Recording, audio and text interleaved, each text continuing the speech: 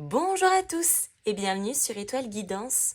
On se retrouve aujourd'hui pour le message spécial sentimental concernant le signe du Taureau en signe solaire, ascendant, Lune ou Vénus et comme d'habitude, conservez uniquement ce qui vibre avec vous. Allons-y, c'est parti pour nos amis Taureaux.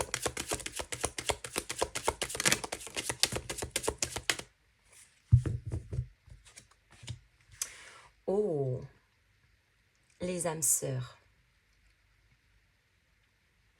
Donc là, on nous parle de liens bien particuliers, de liens alchimiques. Les âmes sœurs, c'est très connecté.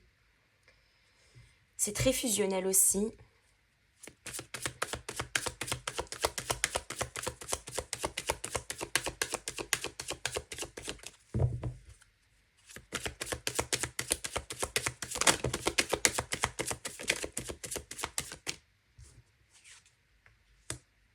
Ah, blocage émotionnel. Donc là, peut-être que quelqu'un dans le lien fait face à certaines problématiques, à certains éléments bloquants qui freinent peut-être l'évolution du parcours, qui freinent peut-être aussi l'évolution du travail intérieur et qui freinent aussi peut-être l'évolution dans la matière du lien. Je pense que s'il y a des blocages émotionnels, il y a déjà à la fois besoin de travailler dessus, il y a besoin aussi peut-être d'épurer certaines choses, notamment blessures, croyances limitantes, ego, tout ce qui est illusoire, vraiment la partie où déjà on se fait des nœuds au cerveau. Mais les blocages émotionnels, ça pourrait être aussi relié forcément aux blessures émotionnelles, les 5 blessures émotionnelles. Donc abandon, rejet, trahison, etc. Donc là, il y a quelqu'un qui a besoin aussi de travailler sur son intériorité. Les blocages émotionnels, c'est jamais une évidence, hein, c'est jamais facile non plus à exploiter, à explorer également, parce que pour guérir, il faut aussi aller exploiter ses parts d'inconfort aussi. Mais on a quelqu'un qui est en plein travail en tout cas.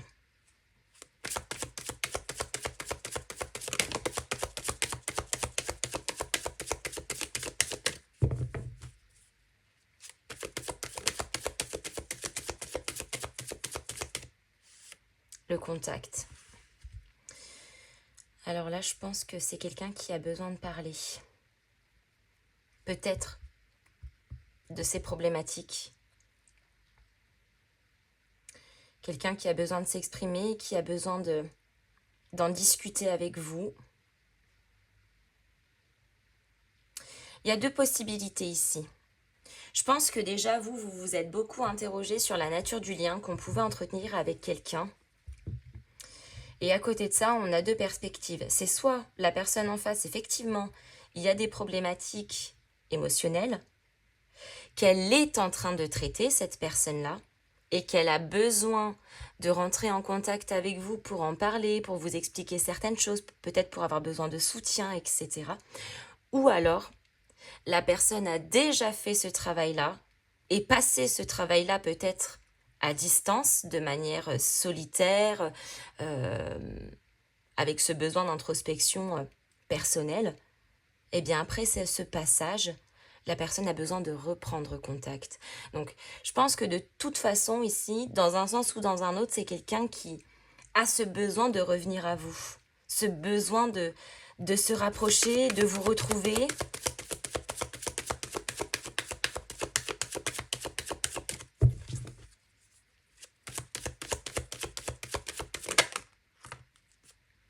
Ouais, les oiseaux qui nous parlent aussi de communication importante, mais des communications qui permettent de changer les choses, de changer d'angle de vue, de changer peut-être d'opinion. Les oiseaux, c'est aussi le nouveau démarrage, c'est le nouveau départ.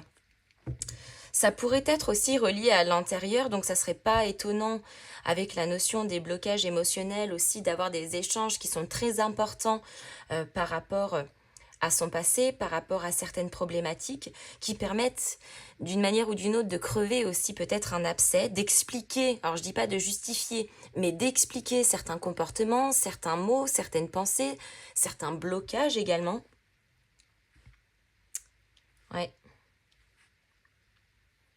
Mais là, pour moi, ici, c'est vraiment une communication importante qui fait toute la différence, qui vous permettrait de comprendre mieux où est-ce que l'autre en est, de quelle façon il fonctionne, pourquoi est-ce qu'il ou elle a réagi comme ça.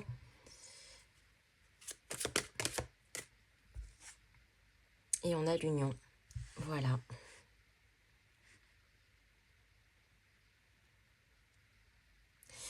Je pense que c'est peut-être quelqu'un qui avait un problème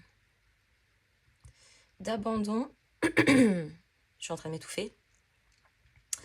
D'abandon ou peut-être de trahison. Et qui est allé travailler cette problématique-là. Parce que là, on retrouve l'union. Donc le réel désir d'engagement, l'engagement sain, l'engagement stable. Il y a beaucoup d'affection.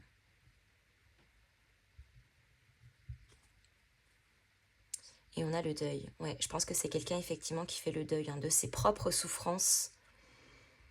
Quelqu'un qui en termine avec une forme de peine qui vraiment met un point de rupture à quelque chose de douloureux. Et forcément, le deuil, c'est aussi le synonyme de la fin de cycle également. Donc fin de cycle des problématiques, fin de cycle des blocages. On va voir si on a d'autres messages, les amis.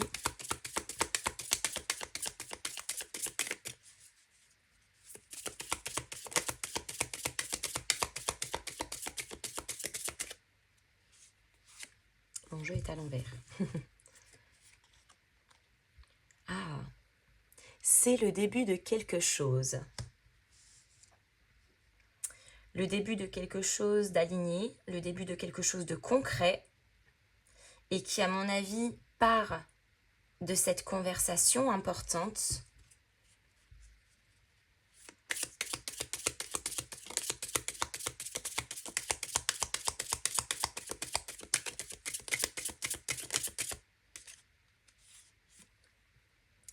Tu espères encore.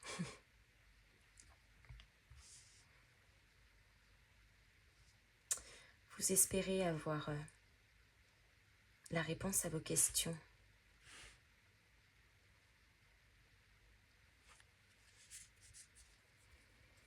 Peut-être que certains espèrent aussi un retour, une reprise de contact. Mais c'est comme si vous le ressentez. C'est en vous, c'est comme ça, c'est... En même temps, on parle aussi de lien alchimique, donc c'est pas étonnant.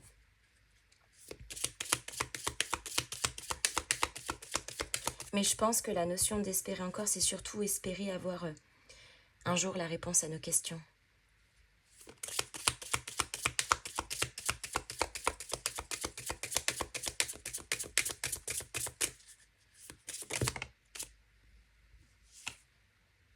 Ah, tu as peur d'y croire. Ouais. Parce que c'est tellement puissant à l'intérieur que parfois on se dit non, c'est pas possible. Alors peut-être aussi que vous avez peur ici de croire à ce que vous allez entendre, à ce que vous allez voir, à ce que vous allez comprendre.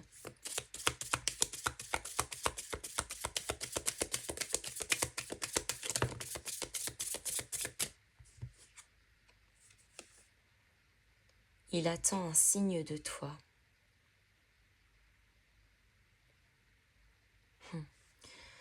C'est comme quelqu'un qui attendrait votre accord, votre aval pour engager la chose. Alors c'est peut-être quelqu'un qui est dans l'attente aussi d'un signe de votre part pour se dire ok, c'est bon, maintenant je peux expliquer, je peux tout dire, je peux tenter quelque chose. Mais c'est quelqu'un qui attend un signe de votre part aussi.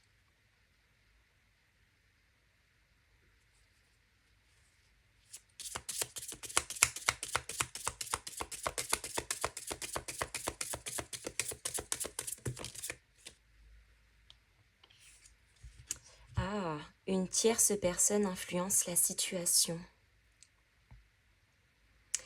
Alors, quand on parle de tierce personne, c'est l'énergie tierce, bien évidemment. Donc, pour moi, ici, c'est un ou une tiers, quelqu'un d'autre. Ça ne veut pas dire que ce quelqu'un d'autre est dans le plan sentimental ou est dans le lien et vient interférer dans le lien. En tout cas, sur ce plan-là.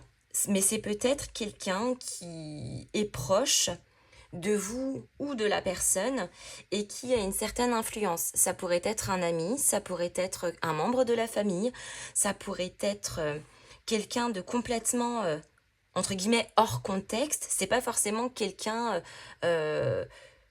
une autre personne que vous aimez ou une autre personne que cette personne en question aime aussi. On ne parle pas ici forcément de trio amoureux, hein, mais on parle effectivement de quelqu'un d'autre qui est pas très loin de l'un ou de l'autre et qui d'une certaine manière influence avec ses paroles, avec sa présence, avec certaines choses, certains conseils peut-être, et bien peut-être la vie de l'un ou de l'autre.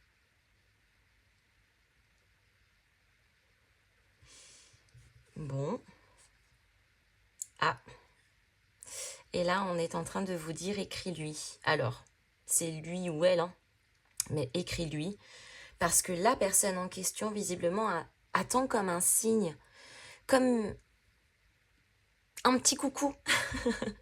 Un petit coucou pour se dire, ok, vous êtes toujours là, vous êtes toujours réceptif, je peux m'engager maintenant dans cette réelle reprise de contact et là vraiment m'exprimer de but en blanc, crever l'abcès, dire ce que je pense, dire ce que je ressens et voir comment est-ce qu'on fait ensuite ensemble. Mais je pense que dans l'image, c'est quelqu'un de très... alors je dirais pas rigide, mais de très... J'ai l'impression la personne ici vraiment marche sur des œufs, donc on attend un signe de votre part avant, j'ai presque envie de dire, d'enclencher et de vraiment balancer tout son truc, quoi.